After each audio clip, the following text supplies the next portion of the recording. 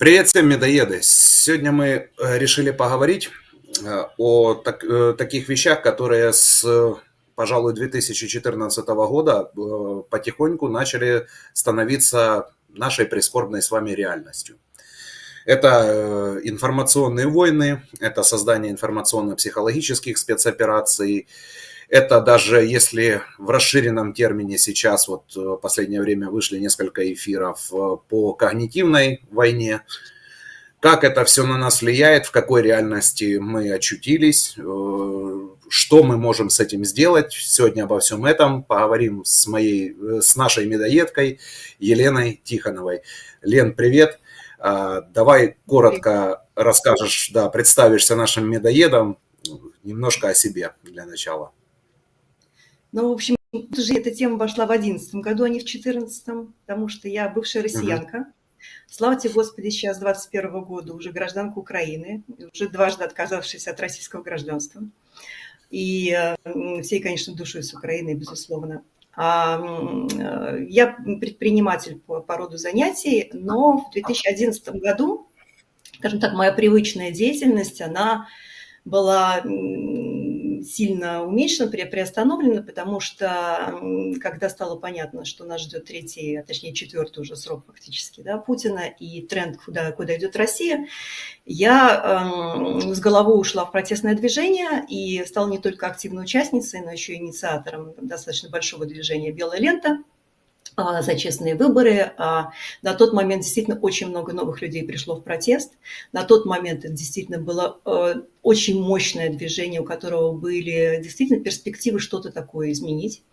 Вот. Но, да, ну, во-первых, мы, конечно, оказались и не готовы, немножко не понимали, в какой стране мы жили, потому что для нас картинка, которую мы увидели там в 2012 году, после 6 мая, она была очень неожиданной, конечно. Вот. Но дальше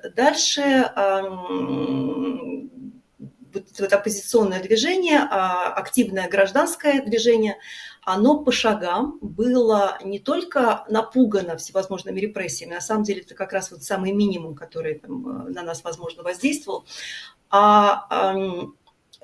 проводимыми операциями по демотивации, дезориентации, расколу, замыливанию целей и так далее и тому подобное. И были прямо ряд моментов, которые я для себя начала отмечать. Ну, просто у меня по роду деятельности, да, поскольку бизнес всегда связан с бизнес-процессами, это значит, что есть некая точка А, состояние А, и некая точка Б, куда либо хочется прийти, либо почему-то приходится, и необходимо понять, что, собственно говоря, между ними происходило, что воздействовало, что мы делали правильно, какие факторы были.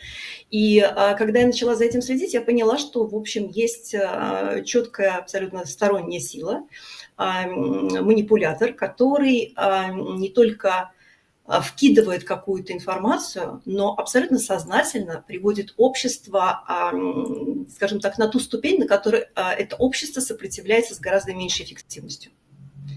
И вот сейчас все говорят «ИПСО», шутят, что вообще ИПСО кругом и так далее. Конечно, не совсем кругом, но в каждой травме врага путинский режим, Кремль, не знаю, там... не знаю, может быть, это та самая группа методологов, которых там упоминала тоже и Всеволод Зеленин. Но вот эти ИПСО, которые происходят, они используют травмы общества, то есть находятся больные места, и благодаря давлению на них, собственно говоря, общество переводится общество на какую-то другую ступень, на которой ему бороться и сопротивляться гораздо труднее. И вот в этом слове «ИПСО» все обращают внимание на первое, что оно информационное.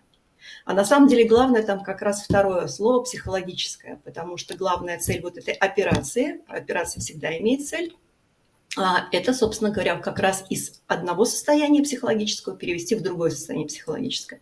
Либо для того, чтобы снизить сопротивляемость, либо для того, чтобы человек дальше или общество дальше сделало какие-то конкретные действия, которые нужны манипулятору. Вот. И, собственно, да. Да-да, я просто хотел немножко тебя добавить, да, и просто вот Мгм. совокупность таких операций, это, в принципе, то, что называется правильно когнитивной войной. Когда Да, задача кстати. когнитивной войны поломать абсолютно, вот психологически сломать противника.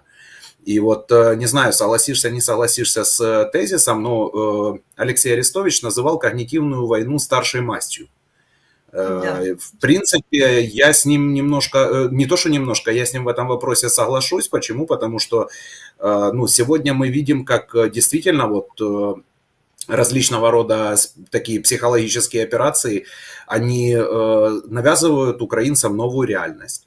Они навязывают Мгм. нам всем вот какое-то такое психологическое состояние, когда у нас там начинаются уже там панические атаки, непонимание, там, ну, различные психические проявления. Я сейчас не буду, как говорится, обобщать, потому что у каждого человека они индивидуальны. Мгм. Но мы видим, что нас вот именно морально и психологически нас раздергивают. И, Ну, это соответственно, нас вот пускают, скажем так, как вот волков на загонной охоте по да. флажкам. И, Во-первых, это психотизация общества, безусловно, потому что гораздо легче управлять и гораздо легче внедрять, опять-таки, необходимые там нарративы, тезисы в головы, которые ну, далеко не спокойны, да, и не могут, в общем, рационально, нормально мыслить, потому что человек в стрессе, он не может мыслить рационально. Собственно говоря, именно это и надо. Вот, и я как раз хочу показать, потому что, безусловно, когда я приехала в Украину, я в 2018 году приехала в Украину, ну, во-первых, я с большим удивлением обнаружила, что там мои контрольные группы троллей, да, там, которые я там держу, приглядываю за ними, чтобы понимать, да, там, в какую сторону ветер дует и так далее, что они точно так же работали по Украине, работали уже по украинской повестке и очень часто ну, даже некоторые аккаунты путались, собственно говоря, там, в какую роль они на данный момент играют, и вдруг становились украинцами, и вдруг на мове там замечательно абсолютно начинали что-то вливать. С начала полномасштабного вторжения вот эти операции, они стали просто волнами идти, и они реально переделывают картину мира, которая есть в обществе. И я просто хочу вот сейчас две картинки привести. То, как украинцы ощущали себя и вообще то, что происходит вокруг них, собственно говоря, да, там февраль, март, апрель 2022 года, и сейчас. Даже не сейчас, собственно говоря, вот эта ситуация, вот такая картина мира есть уже почти год, да, то есть фактически для вот этого изменения из одной картины мира в другую, да, там ушло, ну, 1,5 года максимум, да, и это, конечно, невероятно абсолютно, потому что вот давайте сейчас смотреть. Значит, что у нас на начало полномасштабного вторжения? Ну, во-первых, сами украинцы, да, там, они там, все чувствуют себя невероятной силой, с гордо поднятой головой, потому что нация фактически с голыми руками готова отстаивать свою независимость, свою свободу, с чувством морального превосходства, высмеивая там вот эти вот безумные там нарративы о том, что там угроза русскому языку, этот фашизм, нацисты и так далее и тому подобное, 8 лет куда смотрели на Донбассе и так далее. Люди настолько вдохновленные вот своей вот этой позицией, тем, что они что встали, не прогнулись. И, в общем, ну, безусловно, это все давало невероятное количество сил. И все вместе. Дальше. Как видели врага? Собственно говоря, кто напал? На тот момент ведь четко мы знали, что напал Путин, используя свою диктатуру, путинский режим, что никто в России толком, никто не подозревал вообще, никто этого не ожидал. Они же там все стояли тоже с открытыми ртами, да, там и хорошие люди стояли с открытыми ртами, закрытыми ладонью от ужаса, да, там происходящего. То есть даже тот же самый да-да-да, Совет Безопасности. Вспомнили, да, да, это все извини, вот что прям. перебиваю. Да, я, конечно, я даже помню, когда вот в сеть начали проскальзывать редкие такие кадры, когда выходили люди в Москве, в Санкт-Петербурге, по-моему, в Да. Новгороде, дай бог памяти, могу ошибиться, но По всей выходили на стране. протесты. Да, выходили массово Да. на протесты, и как их паковала Росгвардия, то есть, ну, мы это все видели как бы в начале войны. Да-да, я Да-да-да, там извиняюсь, я перебил. да-да-да, нет, там очень хорошо, что напомнил, потому что там больше 30 тысяч было задержано по всей стране. Везде были Да-да. протесты, но действительно за 2-3 недели Путин с ними справился. Но это, в общем, даже не про то. Я как раз о том, что вообще понимали в тот момент, да, украинцы. Итак, собственно говоря, там враг Путин с его режимом. Значит, мы смелые, гордые. Кто у нас союзники? Да весь мир у нас союзник, потому что мы демократия борьбы, которая борется против тоталитаризма. Мы независимая страна, которая борется против захватчика. Просто люди красивые, смелые, да, там, ну, за них приятно вписываться просто-напросто, да, и весь мир Такие, да, был вот тогда, воины да, света такие были, действительно. война Так света, и чувствовали себя такими. себя.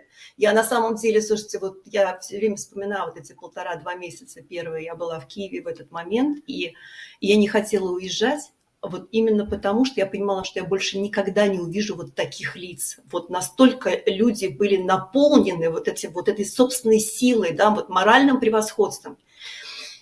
И, да, и еще, вот вы правильно говорите, что протесты, значит, собственно говоря, украинцы тогда очень хорошо понимали, что есть люди, которые не согласились с путинским режимом, что выехали в Европу, да, там, что почти там сколько, больше миллиона тогда уехало. И, 1 200 000 по официальной статистике. да, да, да, да, 1 да. 200 000 по данным Росстата. Мгм.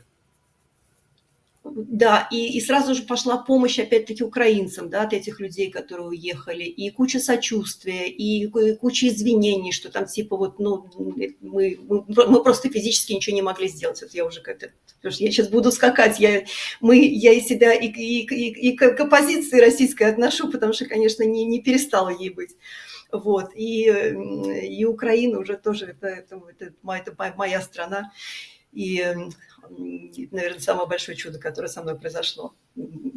И вот этот момент, вот она картинка, да, там мира. И нам было совершенно понятно, что делать. Надо было снести нафиг Путина с его этим режимом. Тогда все говорили, что нужно большое контрнаступление для того, чтобы просто посыпалась его власть, собственно говоря. И все понимали, что если посыпется его власть, война закончится, и, в общем, можно будет и дальше жить, ну да, выбивая репарации или еще что-то, да, там, но жить мирно с соседом с Востока, в общем, с которым мы, ну, на самом деле мы с ним сколько веков-то, собственно, Украина жила, и жила мирно. То есть у нас же первая война-то между, ну вот так вот, если уж говорить.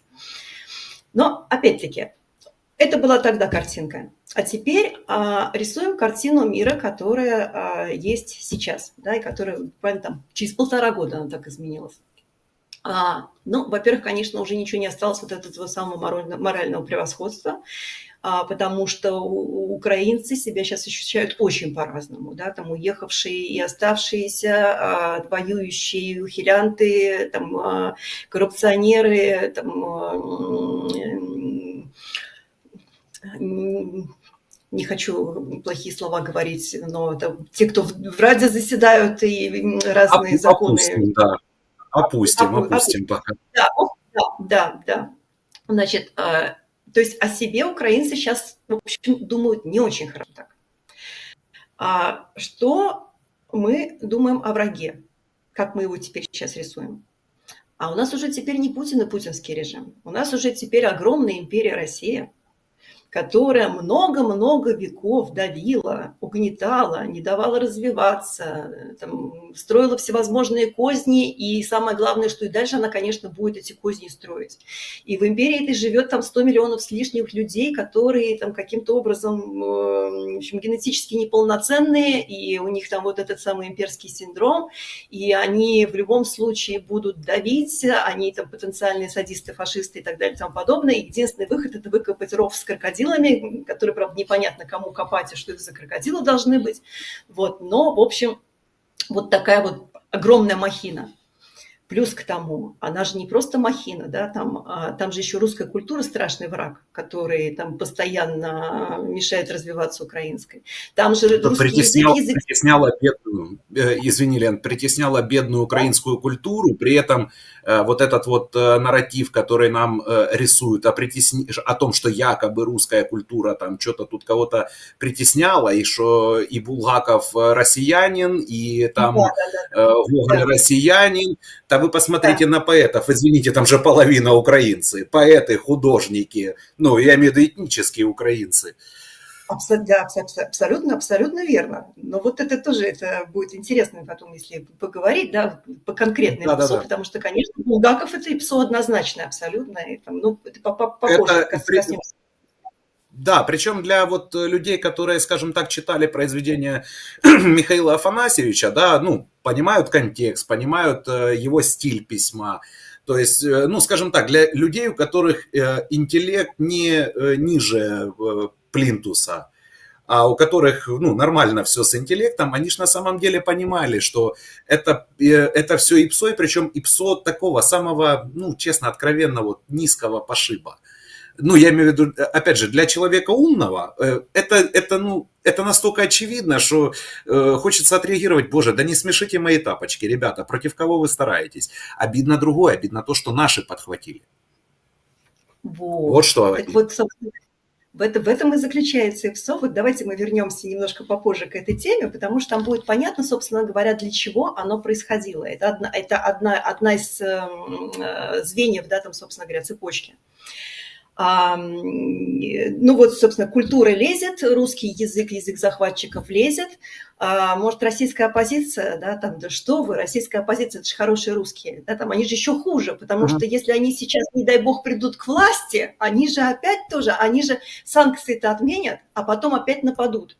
Потому что там же империя, опять-таки, да, там имперские корни и т.д. и т.п. То есть враги кругом вообще.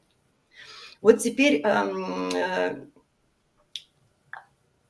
такая иллюстрация, там звери, птицы, когда вот в условиях опасности, да, там, когда на них кто-то нападает, да, они что делают, собственно говоря? Они начинают там шерсть на загривке перерастопырить, да, для того, чтобы казаться гораздо больше, страшнее и так далее и тому подобное. А некоторые, собственно говоря, мимикрируют и начинают, ну, то есть прячутся сами, да, там, смещают, там есть такие, да, там, которые там крыло поднимают, а у нее там типа физиономия, типа у нее там мордочка на крыле, оказывается, а сама она спряталась, да, там, собственно, там птицы такие есть. Ну, вот что мы, собственно говоря, видим, что спустя всего 1,5 года цель абсолютно размыта. Причем цели сделать так, чтобы упал режим Путина и война кончилась, смотрите, уже нету вообще, то есть вот, даже не говорит никто про нее, да, там, про империю говорят, про язык, культуру говорят, да, там, про все что угодно, а про то, что, по идее, вот, если действительно тот режим упадет, война закончится, и, в общем, можно будет дальше как-то решать уже ситуацию, об этом сейчас никто не говорит, то есть тема исчезла с локатора. То есть я, посмотрев вот на все это, да, еще, значит, кто у нас там союзники, да, там, а у нас союзников-то не осталось, потому что мы еще во враги записали тех, кто не хочет распада России, не хочет ее полного поражения, не хочет перемирия, потому что мы считаем, что Россия подготовится ко 2-му раунду быстрее, чем мы, да, и так далее. И что же получается? То есть мы в результате, да, там, потеряли свой моральный наш дух, да, собственно говоря, который помогал выигрывать. Размыта полностью цель. Причем она теперь у нас этот враг, он и в пространстве, и во времени, и на духовном плане, и на физическом плане, и только успевает махиваться, это называется. Враги, кругом враги. Да. И полная дезориентация и демотивация произошла. Всего за 1,5 года. Вот. И когда, собственно говоря, я увидела вот это опять-таки точка А, точка Б, состояние, вспомнила, каким образом происходили там подобные вещи, да, там с российской оппозицией, то есть каким образом российское гражданское общество, да, там проводилось вот по этим ступенькам. Вот. Я стала анализировать, Ну и, в общем, вот эти вот элементы, вот эти звенья цепи ИПСО, да, там, они все простроены таким образом, что действительно подменить вот эту установку, которая есть в начале, которая помогает выигрывать, на установку, которая помогает врагу выигрывать, оказывается нам очень просто. То есть настолько просто, что стоит минимальных денег, почти настолько эффективное оружие, что с ним практически невозможно справиться. А самое главное, посмотрите, насколько недооценивает, ведь никто даже не говорит о том, что идет вот такое влияние со стороны там, Кремля. То есть все в основном все-таки считают, что это наши внутренние проблемы, да, там, что действительно, да, как мы себя должны чувствовать с таким количеством там, коррупционеров, я не знаю, или там, русский язык, действительно же, собственно говоря, там есть проблема в том, что если украинец хочет, чтобы его видели украинцем, он должен говорить на украинском языке. И все было бы хорошо, если бы вот не эти 1,5 года, уж слишком быстро.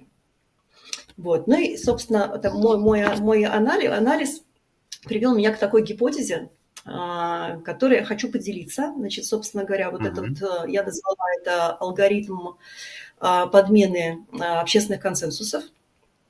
И базируется он на такой штуке теории разбитых стекол. Наверное, у нас слушатели об этом слышали, знают, но на всякий случай, да, там в 2 словах. Это в 30-е годы. Да, давай проговорим еще раз, что это такое, как определение дадим, если можно сказать. Да, это вот я говорю, это в Чикаго в 30-е годы был разгул преступности, и новый мэр, который пообещал справиться с этой проблемой, к удивлению общественности, стал не полицию больше набирать, а стал заниматься благоустройством, стал заниматься лавочки ставить, стены красить, стирать граффити, окна вставлять, остановочки симпатичные делать и так далее. Вот, на него все наехали по этому поводу, а потом посмотрели, и в течение года-двух действительно преступность очень сильно пошла на спад. И вот после этого стали проводить эксперименты. И один из экспериментов, например, выглядел так, что у офисного здания маленькая парковочка для велосипедов, в основном люди на велосипедах приезжали, и пока они работают, на велосипеды называют рекламки, да, бумажные. И вот 2 варианта вот такой парковки. Одна парковка чистенькая, стекла вставлены, стеночка покрашена, да, там все чики-пики. И вторая, где этим не заморочились, грязное место достаточно, неприветливое, мрачное и так далее.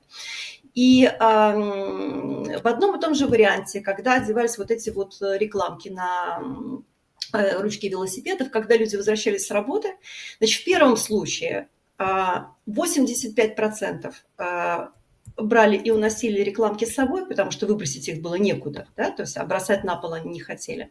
А во втором варианте, там, где были разбитые стекла и, в общем, место чистотой не отличалось, 85% бросали эти рекламки на пол, и только 15% увозили с собой. Ну, в общем, сделали такой вывод, что в любом обществе есть 15 человек, которые всегда руководствуются какими-то положительными, высокоморальными принципами, качествами, да, и будут стараться вести себя хорошо. 15% всегда такие ведут себя эгоистично, не думают о других и так далее, будут себя вести плохо. Но самое интересное, 70%, которые между ними. Эти люди будут поступать, как им кажется, поступают в этом месте. Если им кажется, что здесь чисто и не ссорят, они не будут ссорить. Если им кажется, что в этом месте можно ссорить, они будут ссорить. То есть они не привыкли сами принимать какие-то решения, они привыкли ориентироваться на заданный, на ситуацию, да, то есть как им кажется, вот надо действовать. И вот это самое ведомое большинство, по моему мнению, оно очень хорошо регулируется в информационной среде, именно в соцсетях. потому что там точно так же ты приходишь и по своей ленте, по тому, что в эфире на данный момент, по тому, что обсуждают другие люди, ты понимаешь, что в тренде, ты понимаешь, какое мнение преобладает, да, и если ты реально ведомое большинство, то ты, скорее всего, с ним соглашаешься, не думая, и начинаешь транслировать его дальше. Вот мне кажется, что именно вот эта теория была положена в тот алгоритм, да, о котором я говорю, подмена общественных консенсусов, который использует Кремль. И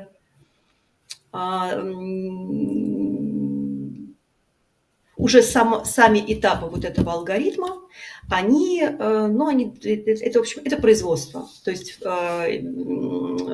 сначала сначала задается, естественно, ТЗ, да, то есть вот у нас есть опять-таки точка А, состояние такое у общества, да, там, вот нам надо что-то привести в точку Б, да, там, чтобы там Да, задача с одной неизвестной, да, как общество привести из точки А в точку Б. Да, абсолютно верно. Значит, для того, чтобы это сделать, анализируется несколько, соответственно, вариантов концепции, вкидываются пробные нарративы, значит, смотрится, какие из них взлетают. Это могут быть даже не вкинутые нарративы, это могут быть просто найденные на полях просторов посты или комменты какие-то, да, там, на которые цепляются. Да, Лен, причем, смотри, важно же еще для наших зрителей, важно как подчеркнуть вот то, что ты говоришь, да, когда они берут несколько нарративов, они же смотрят не нарративы, они смотрят, что они на триггеры смотрят. Вот они взяли, да, они взяли эти триггеры, они посмотрели там, ну, условно, там, языковой вопрос, да, там, национальный вопрос, там, вопрос мобилизации. Ну, вот я сейчас условно ради примера. И вот они смотрят, ага, там, языковой вопрос там чуть-чуть меньше обсуждается, так, окей, национальный вопрос вообще не обсуждается, то есть, ну, его можно даже не разгонять. Мобилизация, классно, у хохлов мобилизация, сейчас надо на это надавить. И они начинают давить. То есть, еще раз, для наших зрителей мы говорим об информационной сфере, то есть о том, как это все просачивается, как это все поддерживается, разгоняется. Если вы думаете, что наши сети, да, это все не поддерживают разгоны, поддерживают еще аж на бегом. Для чего? Для того, чтобы сформировать у вас нужную реальность в голове. Вот и все. Кому эта реальность нужна, это уже вопрос второй. Да, потому что, безусловно, опять-таки кремлевские методологи, они вбрасывают те же самые триггеры, вот вы абсолютно правильно говорите, там языковой вопрос, а там же сразу вычисляется, ага, а мы вкинем этот триггер, да, там, собственно говоря, вкинем этот нарратив, его подхватят раз, два, три, потому что они тоже обслуживают эту повестку. Да, то есть и они как бы включают уже там в свои ресурсы, да, то есть в кавычках, да, людей, которые даже не представляют себе на самом деле, что они являются проводниками вот этих вот самых операций, которые производятся. И вот еще что очень важно, как-то вот все привыкли, что пропаганда, да, там это обязательно, когда ты говоришь там вброс, да, там что это типа вот какой-то аккаунт троллевский, да, там обязательно вбросил этот пост, там, я не знаю, вот с него все началось. Нет, это так не происходит. Это опять-таки, да, там вот триггер какой-то есть. Что они делают? Они пробегают, собственно говоря, по сети, они по поиску находят тех блогеров, да, там абсолютно реальных людей, да, там, или просто даже обычных физлиц, да, там, которые там что-то такое пишут, то, что отзывается, собственно говоря, на ТЗ, и они там в комментах, да, там, или кто-то перепощивает это, кто-то уже пишет на этот пост. То есть сейчас можно находить, да, там вот это вот типа, вот он источник, вот он там, не знаю, там, ГБшный аккаунт, да, там, который это все вбросил, и вот с него началось. Нет, они так уже не работают давно очень.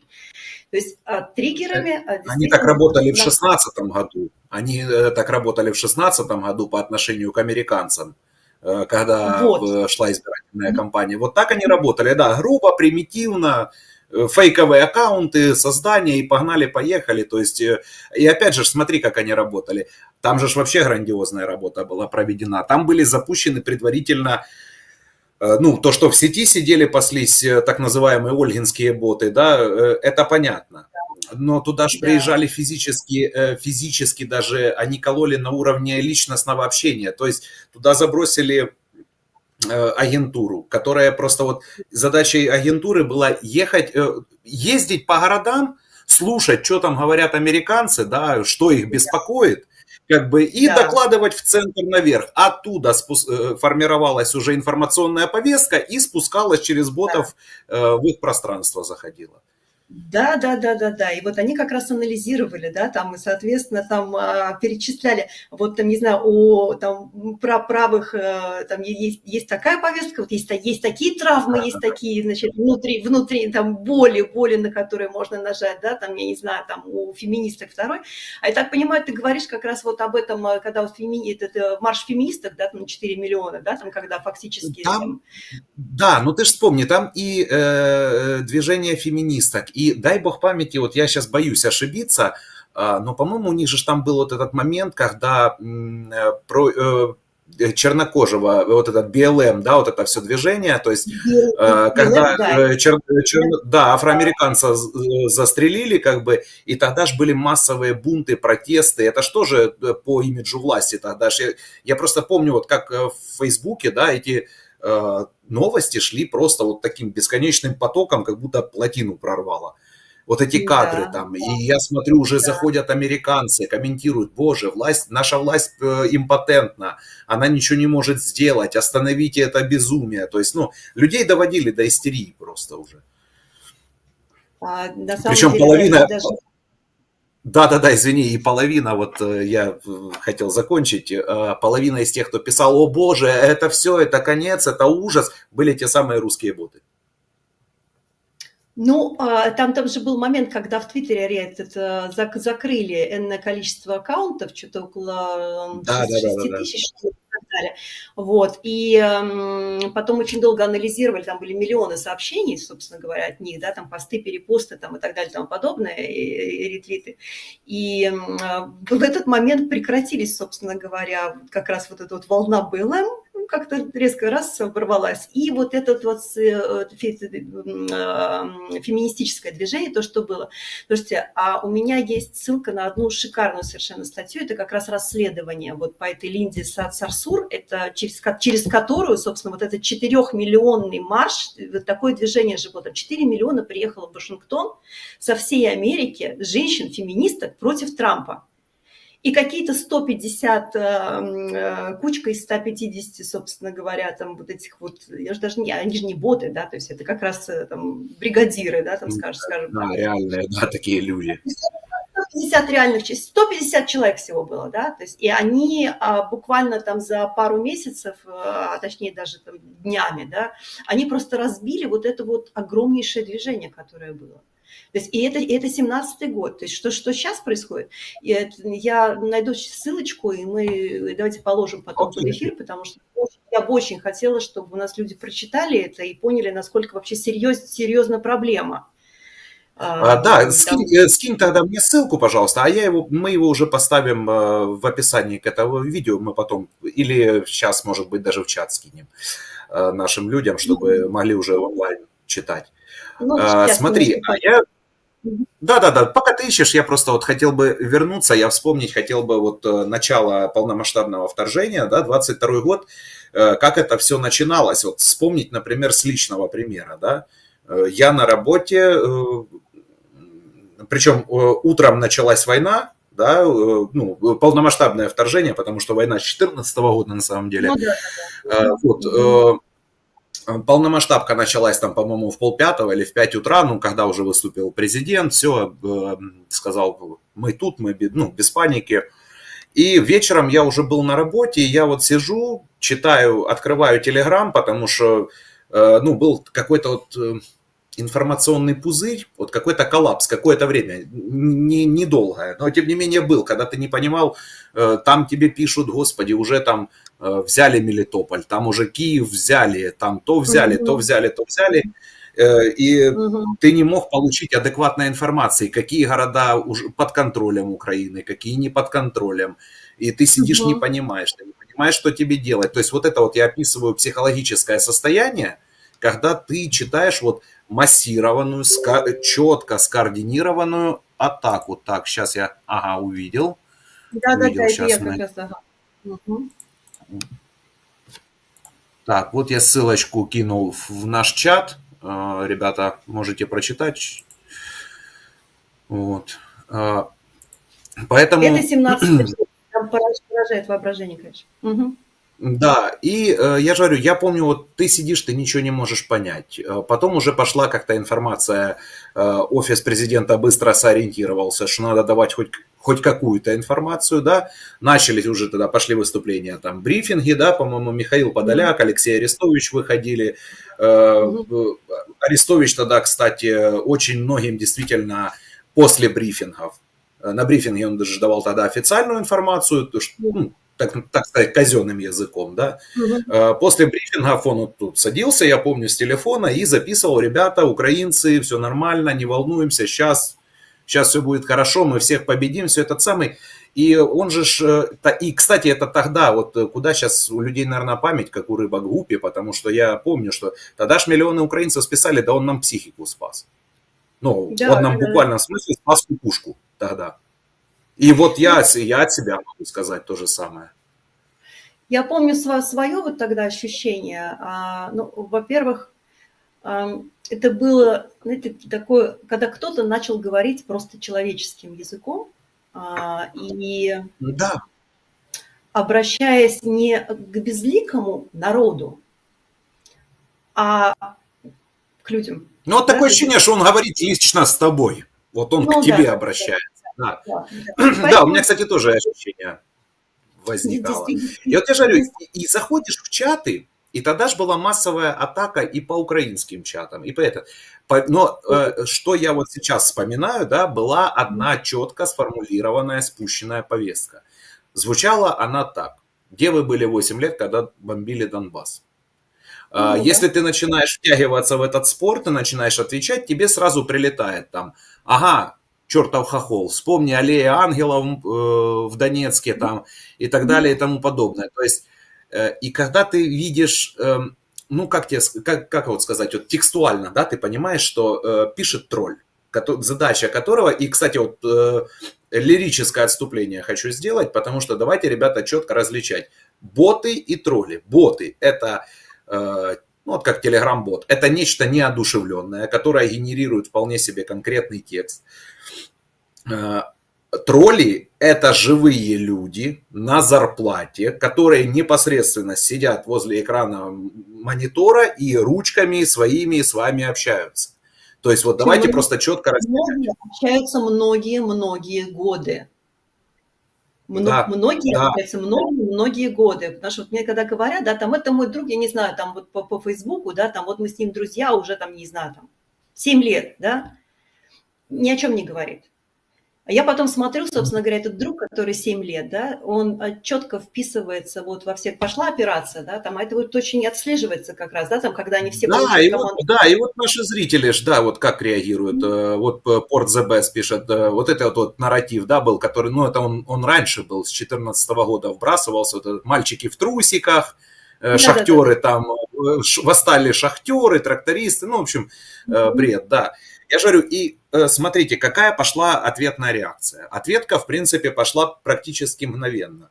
То есть мы приняли, особенно вот этот тезис, бомбили Донбасс, да, Мгм. мы Мгм. приняли, мы его высмеяли полностью, донбили бомбас там, и пошло, и погнало, и поехало.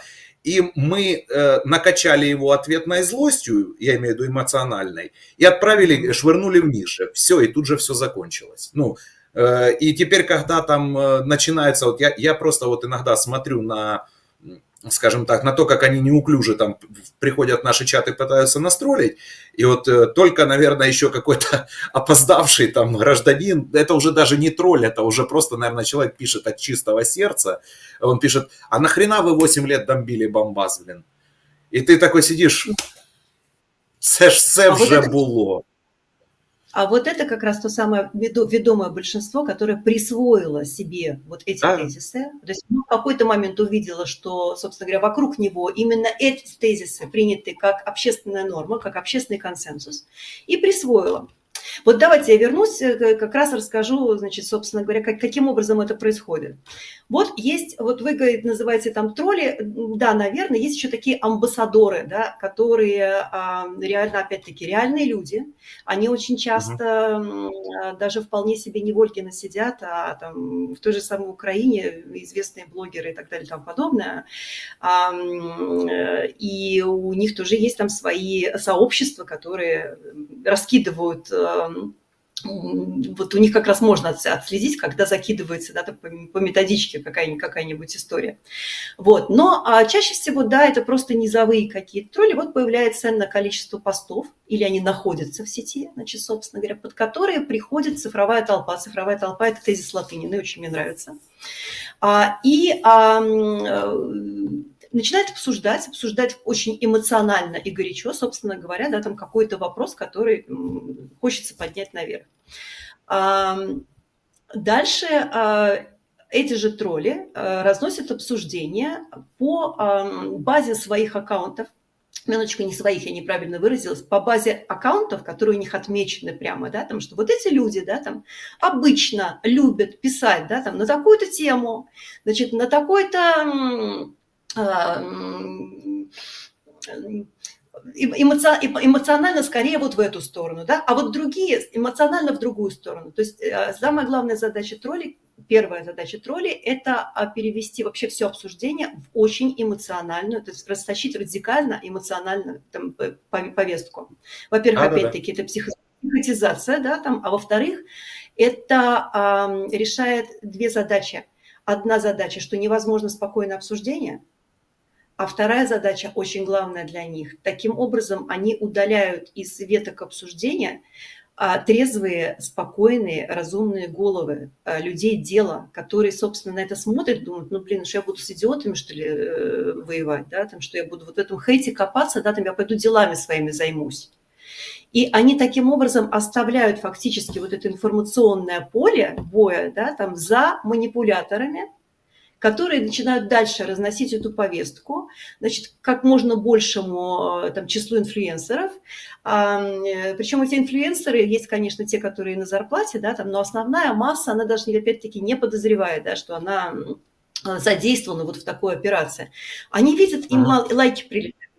Лайков много прилетает, да, там, а в комменты приходит куча, опять-таки, публики, которая начинает, ой, как ты хорошо там типа сказала, ты как-то замечательно, и перепостов куча, и просмотров куча, и так далее. А мы же все на рейтингах сидим, да, там сейчас, и там, естественно, Политика это лайков, да. шикарная мотивация писать дальше, вот еще больше хейта, еще больше эмоций, да, и так далее. А потом к этому еще подключаются, собственно говоря, какие-нибудь тяжеловесы, которых уже там и в телевизор зовут, и там на большие крупные каналы. И вот в этот момент большинство понимает, собственно, что вокруг сформировался вот этот самый общественный консенсус, которому уже стоит следовать. И они включаются во всю эту историю. И через какое-то время действительно присваивают себе вот это понимание реальности именно в таком виде. И что самое Мгм. ужасное, их переубедить обратно почти невозможно. И Да. потом вот эти самые разумные и сознательные, которые удалились из веток обсуждения, которые пошли заниматься своими делами, возвращаются и видят картину, что они со своим разумным и светлым, они остались в меньшинстве. Что вокруг них абсолютно выдуманные, то есть сумасшедшие люди с выдуманной реальностью, но рассказать им, что это все не так, невозможно. Они не воспринимают. И что происходит тогда? Вот давайте мы у Арестовича, опять-таки, часто мы его сегодня вспоминаем, великолепный пост, где он дал терминологию очень такую классную про элиты, которые элиты не в смысле это богема, а это те люди, у которых есть проекты будущего, прогрессивные проекты будущего, и которые имеют намерение их реализовать. Есть антиэлиты, у которых тоже есть проекты, но это проекты не прогрессивные, а деструктивные для общества, потому что это проекты нацелены на личное обогащение и эволюцию. И вот, собственно говоря, элиты настоящие, прогрессивные, да, там, в какой-то момент понимают, что у них фактически украли страну, у них украли социум, потому что вокруг них люди, ну, со сдвинутой психикой, со сдвинутым сознанием, которые полностью заблуждаются, то есть не понимают, да, там, в каком мире они находятся, и воюющие, но фактически там, с ветряными мельницами, с привидениями. И вот тогда элиты могут впасть в апатию, сказать себе, что ну что ж теперь делать, опустить руки, Да. заняться уйти во внутреннюю миграцию. И вот, собственно, это именно и является целью тех манипуляторов, которые сейчас работают из Кремля. Ну, смотри, я еще хочу... Да, я еще, с твоего позволения, хотел бы добавить. Это ж вот точно так же, по такому же сценарию прошел же так называемый языковой вопрос, да, когда подняли уже. Причем для меня стало, честно говоря, немножко непонятно. Я потом долго сидел, пытался вот разобраться, да, в своих каких-то внутренних ощущениях, что они не начали колоть это в начале войны. Они начали колоть это абсолютно последовательно на моей памяти где-то с осени 23-го года. Они начали, вот просто сеть как взорвалась. Вот взорвалась вот этим хейтом, чуму на державную, все вот эти скандалы там с таксистами, перетаксистами. Может быть, я ошибаюсь. Я же говорю, я вот сейчас... Раньше. Но Да, очень постепенно, очень постепенно. У меня еще по роду моих занятий сейчас предпринимательских мы работали с каналами там, Телеграма и Фейсбука сообществ, сообществ украинцев, которые выехали в Европу, и, собственно говоря, ну, там же везде, да, там, не знаю, украинцы, там, в каждом городе украинцы, там, в каждой стране, да, там отдельный канальчик и так далее и тому подобное. А в начале войны они все были русскоязычные, по большей части. Ну, просто так получается, что действительно выехали же в основном люди с востока Украины, да, и понятно, что для них русский язык был естественным языком, на котором они стали пытаться решать вопросы, а вопросов тогда было вот так вот, да. И да, где-то, наверное, не сразу, но не через полтора, хотя, ну да, где-то в начале, наверное, 23-го года, ты прав. А вот там как раз начали появляться вот эти вот самые люди, чему не державную, да, и они, и очень часто это были одни и те же люди, которые оказывались и украинцами во Франции, и украинцами в Германии, и на Кипре, и так далее и тому подобное. Да, и вот нам в чатике подсказывают, что с мая 22-го началось, то есть когда уже непосредственно угроза от Киева отошла, и вот, ну, как там говорится, да, в известном меме, совпадение, не думаю. То есть отошла угроза от Киева и понеслась следующая волна атаки. То есть не получилось физически, сломаем психически. Ну вот как-то так. Я могу сказать, что вопрос с русским языком, то он не только вот как раз на то, чтобы сломать, разобщить, здесь сделать слабее. Для Путина очень важно, чтобы Украина перестала говорить по-русски. То есть в этом случае Украина выпиливается из сферы влияния на русскоязычную аудиторию, то есть это фактически весь пост-СНГ. Она перестает быть братским народом тогда. Она перестает быть, безусловно, там, братским народом, она теряет возможность влияния, да, там, и самое главное, не только на зарубежных русскоязычных, она теряет влияние на россиян, которые внутри. Собственно говоря, мое-то мнение, что вообще причина войны вся это в сохранении, собственно говоря, Путина власти, да, и в том, насколько большую угрозу ему представляла Украина, вот где-то уже к 2014 году, особенно с Майданом. Ну, Да, смотри, вот бытует мнение, что Украина начала для него представлять угрозу, и тут я, честно говорю, я не буду ни подтверждать, ни опровергать, я просто выскажу точку зрения, которую я слышал, что Украина для него начала представлять опасность намного-намного раньше, даже 14 где-то с 2008 года. То есть, когда победил в Украине первый вот этот, прошла перша помаранчевая революция, когда пришел Ющенко к власти, и когда они увидели, что мы как бы разворачиваемся лицом в сторону Запада, то есть мы уходим из их орбиты интересов. С 2004 вот тут еще подсказывают, да, окей, может с 2004, не вопрос. Дело не в том, дело в том, что это все случилось, вот многие начинают, я просто к чему веду, что у нас люди как считают, вот в 22-м начало полномасштабного вторжения, вот они нас и начали мочить там по языковым вопросам, по всем. Да нет, ребят, это все пошло гораздо раньше. И, кстати, Елена об этом тоже говорит. Да, впрочем, я перебил, извиняюсь. Да, да нет, надо как раз все в тему. Единственное, что, наверное, то есть есть вот соперничество просто, да, то есть когда, ну, понятно, что России хотелось бы, да, там, чтобы Украина была обращена к ней, да, а не к Европе.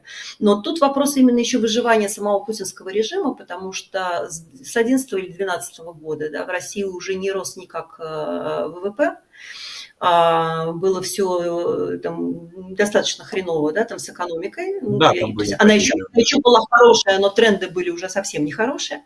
А в Украине наоборот, собственно говоря, и благосостояние людей росло, там, уровни свободы нашло. Ой, я сейчас скажу такую штуку. Ну, Давай, сегодня во-первых, я считаю, что давай. во-первых, я считаю, что, конечно, опять-таки империалистический, колониальный, да, там, ракурс и дискурс, да, там, это тоже огромное ИПСО, потому что никакая Россия не империя, да, там, по крайней мере, там, в момент распада там, Советского Союза никакой она империей не была, и дальше она никакой не стала. Но у меня вот какая мысль есть о том, что на самом деле это не вооруженные силы, которыми можно, собственно говоря, там, напасть на соседнюю страну. Да? Сколько было стран, которые поглощали соседние территории, но империями не становились. Это вот как раз то, о чем говорят там, самые умные люди Украины. Да? Там, это большой проект. То есть большой проект, он привлекает, он вытягивает ресурсы из других стран, он привлекает самые лучшие умы. Почему? Потому что людям просто физически интересно получить возможность участвовать, да, там, в чем-то большом, красивом, широком. И вот у меня такое ощущение, что к 2014 году Украина стала становиться большим проектом, чем Россия.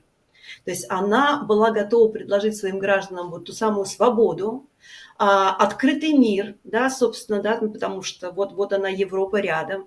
А уж когда случился Майдан, и российские люди увидели, что, оказывается, да, там можно пойти и скинуть проворовавшегося чиновника, который там возомнил о себе не знаю что, а на самом деле мы тут власть, да, там президент. Вот в этот момент война, в общем, стала, конечно, неизбежной, а Крымом Путин тогда фактически переключил повестку. И, да.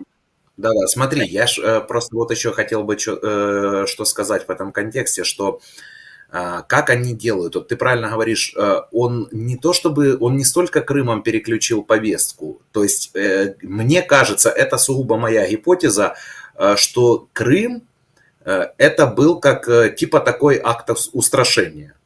Что вот, мол, смотрите, да, вы скидываете того человека, который был удобен мне, вот Крым я вас заберу за это, ну, условно, за это. А, допустим, вы там что-то начинаете еще борзеть там по поводу... Я ж помню, как тогда вот началось, когда вот захват Крыма, да, был. И опять же вот в сетях пошло там... Вот, это все Россия. И тогда, пожалуйста, оккупация, по-моему, Славянска была, группа Стрелкова-Гиркина, так называемого, зашла. Вот, то есть, и он потихоньку начал гибридными методами отжимать уже Донбасс. Это 14-й год. Но тогда мы как бы, у нас больше, да, мы больше сориентировались, и удалось как-то эту ситуацию стабилизировать. А сейчас вот, ну, сейчас совсем немножко другая история, поэтому тут я сейчас не буду говорить, когда было лучше, когда хуже. Слушай, ну ты прав абсолютно. На самом деле, вот именно с точки зрения воздействия, опять-таки, да, на умы украинцев, да, там, собственно говоря, это было акт устрашения. А я могу сказать, чем это было для российской оппозиции, потому что на самом деле это был как раз тот момент, когда нас сломали всех. Потому что одно дело, когда мы выходили против режима, против Путина и так далее и тому подобное, да, и то есть мы понимали, опять-таки, вот наш враг, да, там, и там вот это конкретная цель, которую надо добиться, да, там надо добиться честных выборов, чтобы, соответственно, у нас был другой президент с другой повесткой, с другим будущим и так далее. А тут вот этим самым Крым нашим он вскрыл головы родственникам, друзьям. И когда ты понимаешь, что бороться тебе придется не с Путиным в Кремле, а вот с теми, в чьи голову он уже залез. И вот от этого сломались очень многие. Да? Там вот в этот момент и уехали многие, и просто ушли опять-таки там, во внутреннюю миграцию. То есть, смотрите, да, это действительно там были вещи, которые били, опять-таки, сразу в два, а то и там, в три цель разных. Да, и вот смотри, я же вспоминаю, как реагировали тогда на Крым сами украинцы. Ну, во всяком случае, вот, допустим, в моей, да, среде общения, да и я сам, честно говоря. Но это сейчас мы такие вроде как немножко умные задним умом стали, как говорится, да. Чтоб я был такой умный тогда, как моя жена потом. Известная одесская поговорка. Вот. Но тогда мы как жили? Мы жили вот по-честному, на расслабленных. То есть у нас, извините, кусок территории отжали, да, мы такие, да ну они ж вроде свои, да ну ладно, ну как там, государство не обеднеет, забирайте. Ну большинство, я не говорю, что все украинцы так реагировали, но большинство, очень многие. И нам же тогда казалось там, типа, да кто там, какая война, господи. Ну отобрали, причем они же как сделали? Они еще очень быстро сделали туда, опять же, на информационном плане. Наши поставили КПП, да, где досматривали, проверяли, все. Ну, то есть, все как полагается делать на контрольно-пропускном пункте. И россияне. То есть, и я уже понимаю, что им специально пограничникам была спущена директива быть максимально лояльными. Извините, заезжающих там украинцев, крымчан, ну чуть ли не в причинное место целовать. То есть, и они были такими. Почему? Потому что вот у меня знакомые ездили, да, они говорят, слушай, говорят, наши звери досматривают, и я, вот просто вот реакция, вот смотрите, есть повестка, да, есть реакция на повестку. Вот говорят, наши звери досматривают, там чуть ли в трусы не залазят, там, боже, господи, этот самый, говорит, переехали на ту сторону, а там так, ой, здравствуйте, добро пожаловать, пожалуйста, что вы везете, то, не соблаговолите ли открыть чемоданчик, да, ой, да, все, конечно, проезжайте, конечно, вам там, куда вам в туалет, это прямо направо, то есть люди отреагировали вот психологически, и тогда ж вот этот момент, он позволил, как сказать, он позволил сразу вот как-то снизить градус напряжения, успокоить общество, и, скажем так, ну, я даже не побоюсь этого слова, немножко усыпить бдительность именно рядового украинца. Я не говорю о власти, да. Однозначно. А сейчас примерно такая же штука произошла с границами 91 года. Потому что когда у тебя изо всех щелей, из государственных площадок льется, да, там, что мы вот сейчас вот прямо сразу контрнаступление, и у нас будут опять границы 91 года, и мы воюем, собственно говоря, до границ 91 года и так далее, что обыватель понимает? Ну, что, наверное, у нас все настолько хорошо, нам столько вооружения дают, настолько все за нас, что мы, ну да, там вот раз, значит, что можно сделать? Ну, можно своей жизнью заняться, да, там, можно там, не особо донатить, не знаю, да, там, можно там как-то откосить и не пойти самому, собственно говоря, там, защищать и т.д. и т.п. То есть примерно та же история. Я уж не знаю, это с помощью ли Кремля делалось, или это наши внутренние головы умные. Вот. Но, тем не менее, да, это тоже точно так же усыпили бдительность, и на какое-то количество общества оно как раз потеряло вот эту вот когда ты себя чувствуешь действительно как сжатый кулак, да, там ты готов обороняться, и тогда всех расслабили. А потом сейчас уже, да, там, ну, честно говоря, я смотрю, это такое ощущение, что люди как под гипнозом таким, да, там, потому что никто толком не понимает, что происходит, что будет завтра, то ли будет продолжаться, то ли мы сейчас вот перемирие потому что есть, если и не хуже, и так далее. И самое главное, сил нет. Это вот как это не лягушку варили Медленно. в теплой воде медленно, да, там, соответственно. Мне Да. вообще иногда кажется, что так, Путин посмотрел, да, там, с первым и со вторым Майданом и сделал вывод, что никаких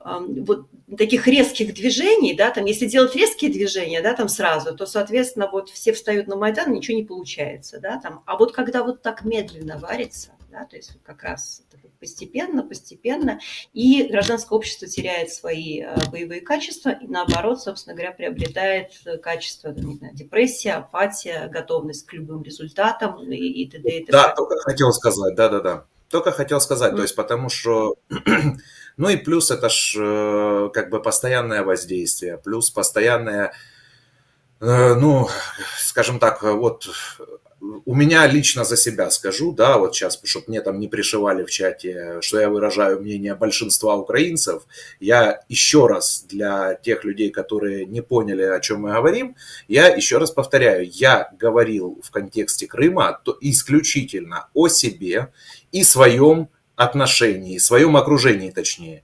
Я не расписывался ни за всю Украину, ни даже за большинство украинцев.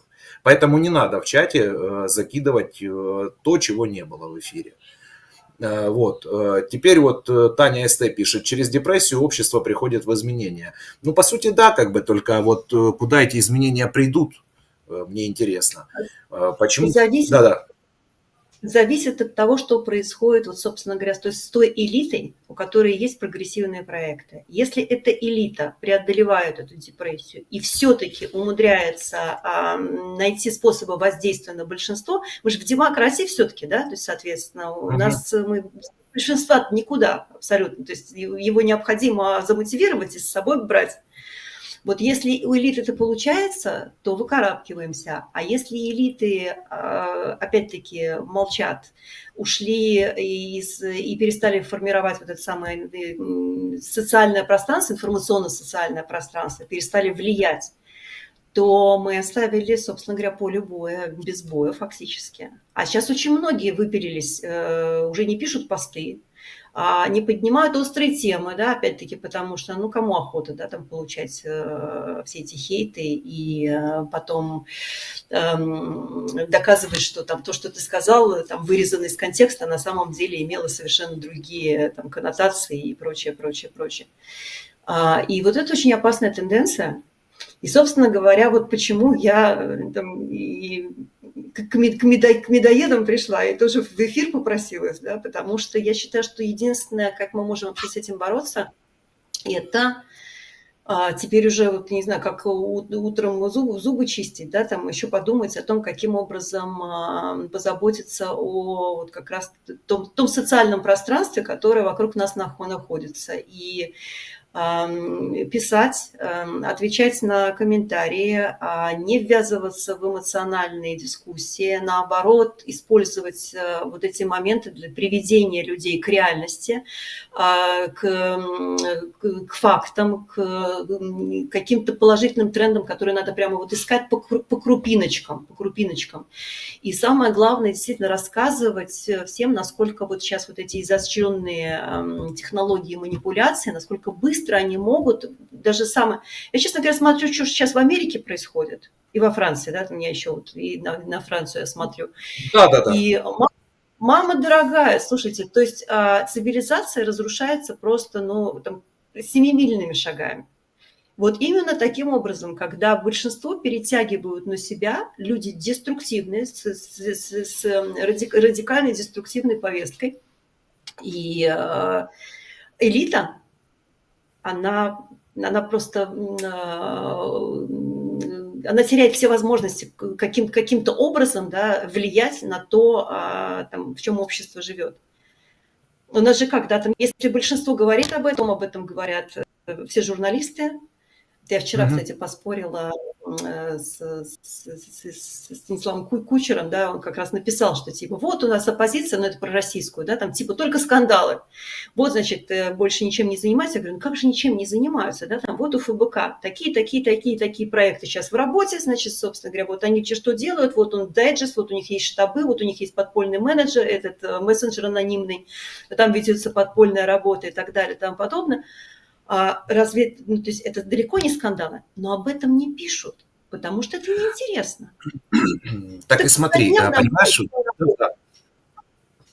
и смотри, понимаешь, вот что важно, ну, как бы я не хотел бы сейчас особо затрагивать тему, да, Росоппозиции, потому что, ну, как тебе сказать, слишком разобщенная среда. Вот не в обиду, да, сейчас всем оппозиционерам слишком разобщенная среда. И на это вот мы разговаривали, да, немножко перед эфиром, на это же, по сути, тоже повлияла пропаганда, то, в каком свете это все выставили.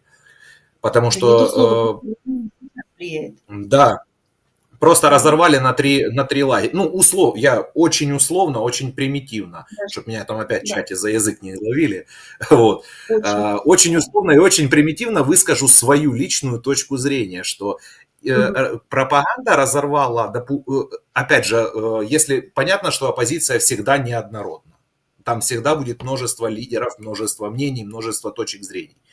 Но должен существовать один какой-то, одна цель, да, вот к чему идем, вот что мы хотим. У оппозиции я имею в виду. У любой, неважно, российской, украинской, американской, плевать. То есть должна быть какая-то генеральная цель, ну, в моем представлении, которая там может состоять из множества кучей подцелей, там, личных каких-то устремлений, амбиций, еще чего-то. Это все вплетается в одно. Тут же как получилось? Там отдельно ФБК, отдельно Каспаров с Ходорковским, отдельно там Пономарев, отдельно тот, отдельно этот, отдельно Кац побежал куда-то не туда. Там. И вот все как-то отдельно, отдельно, отдельно, а потом я вот, знаешь, смотрю, слушаю так, блин, нас не воспринимают как реально альтернативной силой. Ребят, а кто вас воспринимать будет, пока вы разделенные? Ну, пока вы, как вот, знаешь, вот в басне Крылова Но вот, «Лебедь, рак и щука». если будет интересно, я бы хотела поговорить о том, как оппозиция стала вот тем, Да, кем но она это мы сейчас стала. уже, да, мы не будем Да, сейчас я эту думаю, тему как раз трогать. будет еще эфир, потому что, опять-таки, все не так однозначно совсем. И операция «Хорошие русские» была проведена и сейчас до сих пор проводится, и амбассадоры ее до сих пор ее продвигают, собственно говоря. И опять-таки у нее было две цели. Да, там первая – это, собственно, чтобы ни в коем случае Украина не поняла, что у нее есть союзники, с которыми вообще можно что-то делать и достигать каких-то целей вместе. И второй момент – это опять-таки, чтобы полностью деморализовать российскую оппозицию, которая, конечно, презрение украинцев и их неверие в какие-либо ее силы, да, там, ну, понятно, что это, в общем, не добавляет, да, там, особых Да. и сил, и желания сопротивляться. Смотри, вот мы как Вот. много раз, да. А у нас еще есть время? Да, Как у нас да, вообще по таймингу? у нас уже просто время к концу потихоньку подходит. Ну, мы можем чуть-чуть перебрать, скажем так. Поэтому закончи мысль. Ну, собственно, я еще раз хотела остановиться на том, что, в общем, если мы сейчас каким-то образом не начнем активно противодействовать вот этим вот манипуляциям, которые происходят, я боюсь, что даже в случае перемирия и даже наступления мира какого-то в Украине будет очень тяжкая ситуация, потому что как раз травм всплывет очень много, Очень много, и, да. эти, и на эти травмы придет огромное количество, полки просто придут, да, там разогревающих, да, вот это вся, втравливающих и Причем с обеих сторон придут. С обеих сторон. Будут да, полки целиком себе украинцев, которые будут подогревать свое же и так травмированное общество, и придут на этом Да. поле, естественно, пастись там россияне и так далее и тому подобное. Это ж, ну да, это понятно. Да. Причем более того, я тебе сказала, напомни мне про этих, про квадробоберов. Да, сейчас, да, мы договорились под занавес уже, под самый. Да, вот смотри, ты сегодня мне мысль эта пришла в голову, уж не знаю, да, там, может, и не права, но, опять-таки, привыкла теперь смотреть на присутствие необычного и отсутствие обычного, да, там, и вот эта вот история с волной про квадробоберов, да, там, но она уж больно необычная, Квадроберов. да, там, слушай, я их даже выговорить не могу, неважно. В общем, тоже из каждого утюга, да, там, казалось бы, что там интересного, что об этом рассказывать, да, там, но вот просто каждый отметился, да, там просто вот какой-то, и уже там этот, и чуть ли не Песков про это сказал, да, там, и там чуть ли не Путина спросили, там, как к этому относится и так далее и тому подобное. Ну, в общем, смотрите, если бы я готовила какую-то большую операцию, Грандиозный шухер. да, в информационном поле, я бы, наверное, постаралась бы создать базу из тех реальных аккаунтов, которые привыкли откликаться на вот такие вот горячие факты, да, то есть горячие, там, что-то, ну, то есть ловить хайп это называется, да. И вот именно по таким аккаунтам с легкостью потом можно закидывать, то есть к этим людям приходить в комменты, да, там, к этим людям приходить в посты и приносить им, собственно говоря, то, что надо дальше раскрутить, что надо дальше вынести наверх и так далее и тому подобное. Может быть, я не права, но вот я говорю, в свете того, что я вижу, я бы вот такую версию, наверное, где-то в голове не бы. лишено. Да, не лишено смысла, потому что, смотри, как я вижу сейчас, вот, по сути, тема квадробинга, хобби-хорсинга, там, по-моему, есть еще такой, я не особо слежу за этими трендами, признаюсь честно, хотя мемчики использую, вот.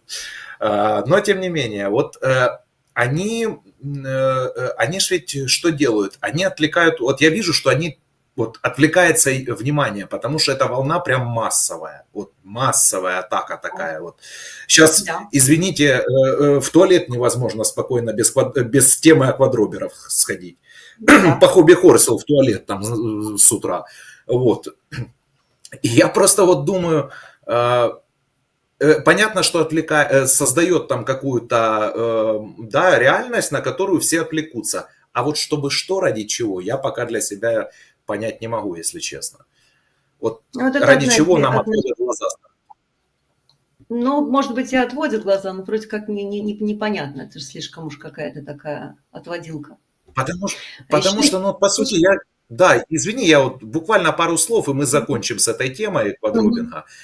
Потому что я вот слышал, уже и психологи высказывались. Это ж, в принципе, от того, что у людей... И вот, кстати, у нас там, по-моему, есть психологи в чате, вот пусть они меня поправят, если я сейчас ошибусь. Но это ж... Просто люди, которые этим занимаются, у них потеря самоидентификации. Да, Таня, это информационная бомбардировка, спасибо, но я за именно само явление квадробера хотел поговорить. Вот, это ж, ну, все мы были детьми, да, когда-то, я вот к чему плавно подведу. Все мы играли там папа, я кошечка, там мама, я собачка, ну, так или иначе. Это всех было, ну, и я сам играл в этих животных, как бы, когда был совсем маленьким мальчиком. Но никогда, я вот помню, в информационном поле на это не делался такой сумасшедший, бешеный акцент, как вот сейчас. И не знаю, вот люди как-то... Я же говорю, это вот для меня, поэтому для меня это явно смещение фокуса внимания. А в сторону чего, вот непонятно. Или от чего, наоборот. Вот, Да, да. мы виды, да. Это очень необычная, да, там история, которая сейчас вот с этим происходит, и поэтому, да, действительно, надо на это обращать внимание. А вот еще под конец маленький, это не моя мысль, это мы тоже обсуждали с одним знакомым все вот эти вот информационно-психологические операции. Он говорит, а ты помнишь, говорит, перед ковидом была такая большая операция, видимо. Вот в голову кому-нибудь могло зайти, что там в нашем 21 веке, при том, что у нас стопроцентное, собственно говоря, образованное население, ну там, по крайней мере, на уровне, да, там средней школы, что кому-то придет в голову, что Земля плоская. Он говорит, у меня такое, говорит, ощущение, что, говорит, это был эксперимент тоже. Вот сколько надо вбросить вот этих самых килотонн лжи для того, чтобы нашлась та часть общества, которая примет эту установку как данность и будет ее потом защищать, отстаивать. Значит, плоскоземельщики, они же такие агрессивное сообщество сейчас. Угу. И вот тут, кстати, да, то, что о чем мы с тобой говорим, поддерживают в чате. Вот Антонио Гуэра пишет: чем больше говорят о квадроберах, тем меньше о статьях бюджета РФ. И в этом смысл как бы для российского общества. В бюджете 40%, продолжает он, в бюджете 40% расходов на войну и уменьшение на социалку. То есть, да, папа, ты будешь меньше пить, нет, вы будете меньше есть.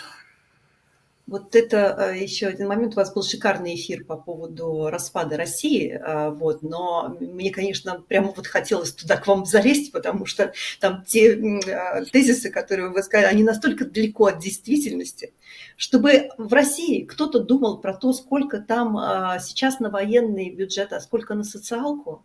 Да, господи, о чем вы говорите? То есть, ну, там...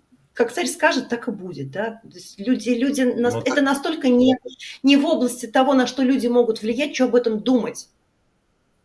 Поэтому я сомневаюсь, что вот это вот такое отвлечение внимания от темы бюджета и... Так смотри, мы не то чтобы там пытаемся привлечь внимание россиян там к чему-то. Мы никого ни к чему не привлекаем. Мы разъясняем, мы показываем, высказываем свою точку зрения. Я про квадроберов. Да. Ну вот я же говорю. Я немножко, да, неправильно говорю, да. Да, смотри, так вот я к чему это все говорю, что если наш эфир, да, вот хотя бы там 10-я, да какая 10-я, там хотя бы 1/100 там, или 1/1000 часть населения России увидит, да, вот там, которая проживает в самой России, ну, мы постарались, честно, вот доступным языком вам объяснить, как вас отвлекают от того, что действительно для вас же должно быть важно. То есть, ну, как объяснить? Оно не важно. Я, наверное, не в те ворота стучусь, может быть, я не спорю. Может быть, я стучусь не в те ворота. Оно не важно, потому что никто на это не может повлиять. Важно это те вещи, да, там, которые ты можешь что-то с этим сделать. А если не можешь, что за этим смотреть, что за этим следить? Поэтому ладно, там, ребят, наоборот, знаешь, меньше видишь, да, там лучше спишь и... Ну, или позиция страуса, да, голову в песок и все, я в домике, а дальше меня не волнует. Да. Вот, слушай, Лен, ну... Нам надо обязательно с открытыми глазами, вот обязательно. И сейчас, я говорю, то есть такое время, что надо действительно очень быть осознанным, очень спокойным, не вестись, вот я говорю, там на всевозможные, как только чувствуется, что вложены тонны эмоций в какой-то там вопрос, триггер, да, там надо моментально просто отходить в сторону, смотреть по сторонам и понимать, где реальность, а где вот это самое вот облако эмоций, за которым, собственно говоря...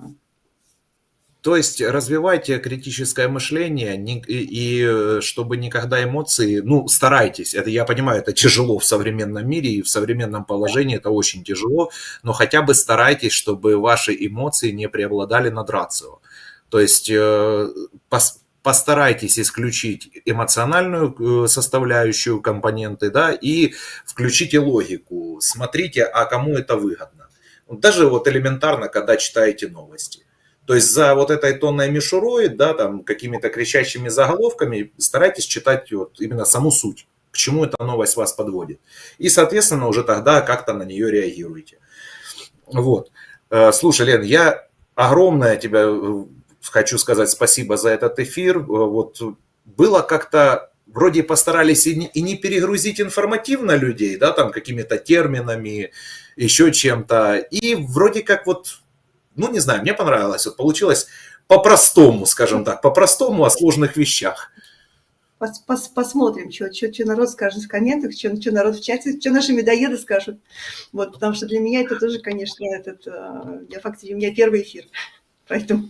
Да, вот благодарят, люди благодарят, здороваются, благодарят. Погляды на світ, ну, тут чат у нас, честно говоря, у нас вот чат живет своей жизнью, потому что, ну, это абсолютно нормально, сразу говорю, люди как бы вступают в свои дискуссии, реагируют на какие-то наши слова. Безусловно, нет, я прекрасно знаю, что это сети большие, да, и как это, ну, поглядим. На самом деле, мне бы очень хотелось, чтобы эта тема поднималась, потому что это действительно, я реально считаю, что это оружие страшнее, чем ядерное. И надо каким-то образом противостоять ему. Вот. Ну, потому что начнем с того, что ядерным оружием управляют тоже люди, оно само по себе вдруг случайно не взлетает, а человеку, которому просто прошьют мозги, извините за это очень грубо и примитивно, я сейчас говорю, но вот человек способен как раз на всякие необдуманные действия, в том числе и, не приведи Господь, на начало ядерной войны. Поэтому, как говорил наш президент, ребята, думайте. Думайте. Вот, Лен, я тебе говорю огромнейшее спасибо за такой шикарный эфир. Первый блин не комом. Первый блин далеко не комом. И да, и я надеюсь, мы еще продолжим, мы еще поговорим о других темах, в том числе, скорее всего, что аккуратно коснемся Росоппозиции, потому что тут я придерживаюсь простого тезиса. Украине в ее положении нужно плодить не количество врагов, а количество друзей, единомышленников, сподвижников, потому что так или иначе, когда боевые действия подморозятся, как говорится, настанут страшные темные времена. И надо к этому быть готовым, надо эти времена и эффект воздействия, ну, скажем так, минимизировать настолько, насколько это возможно. Хотя бы постараться это сделать. Вот. Поэтому для этого медоеды и будут стараться. Ребят, напомню, с нами была Елена Тихонова, Александр Чекмарев. Всем пока, всем тихой ночи, несите мед. Да, спасибо всем, кто смотрел. Лайки поставьте. Я знаю, что надо под лайки спросить. Всем счастливо.